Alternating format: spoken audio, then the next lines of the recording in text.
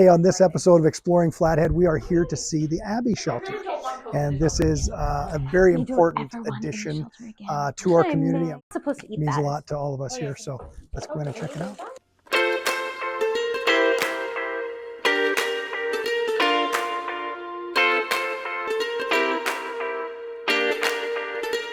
Hello, hi, how are you, Hilary? It's good to see you. You too. Come on you in. too.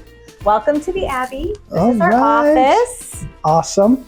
This is Maggie, our Awesome. shelter dog. Hi, Maggie. How are you?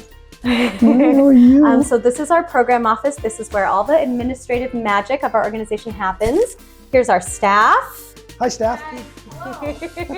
Some of the fabulous people who make this organization turn the world round. So how did you get involved in this organization? Let's start off there. Well, I've been working with this organization since 2011. And I suppose I was just really optimistic and energetic, and that's how maybe many of us get involved in this work. But most of us who are drawn to working in the domestic and sexual violence field, we have a deep sense of service and a deep sense of social justice. Sure. What exactly does the Abbie Shelter do for those who've never heard of the Abbie Shelter? That's a great question. Well, the Abbie Shelter has been around since 1976 as the primary service provider for survivors of domestic and sexual violence. So we've been around for a long time. We have 5 main programs. One is our shelter, as you can see. So this is our emergency, temporary, confidentially located shelter facility for anyone who's fleeing an abusive relationship from domestic or sexual violence. We also run a 24-hour helpline so that anyone who needs us at any time can call. Nice. And that is run by both staff and volunteers. And what is that number? 752-7273. Nice, that's you easy. can also access on our website, which is abbieshelter.org. Perfect. So the helpline is kind of like the gateway to all of our other services, and anyone who needs help can call that number at any time, receive confidential, non-judgmental, loving support from someone who really understands what survivors of domestic violence are going through. So our helpline, our shelter, we do a lot of legal advocacy, so we're present in all the local courts in Flathead County, helping people with their orders of protection, helping people with their parenting plans, helping people with an actual court case, an actual criminal case for domestic violence. Nice, yeah. And anything else related to domestic and sexual violence in the court system. And then we offer mental health support. We have a mental health scholarship program. We have our support group every week here on site with a kids group at the same time so that mamas can bring their kids and their kids can receive care.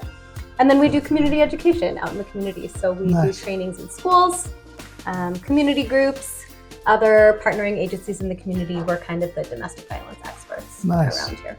So how can these folks help in any way? Can they volunteer? Can they get hired here? Can they do stuff in the community? What can they do?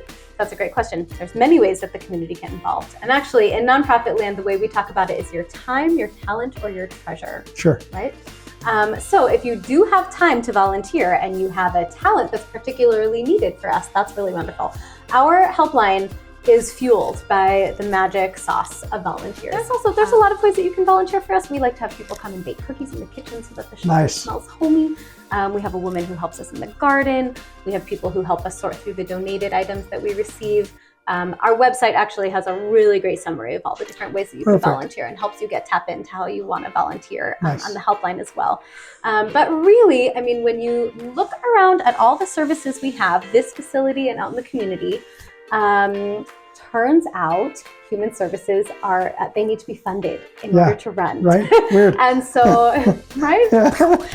so your financial gift makes all the magic happen. We have a staff of 10 and everyone is overscheduled, right? Sure. Yeah. And the need is huge, right? The need is tremendous. Unfortunately, domestic violence impacts 1 in 4 women in their lifetime. So yes, the need is very significant, and the needs are very diverse and very complex. And so the financial gift of people in our community, it serves hundreds of survivors just in one gift.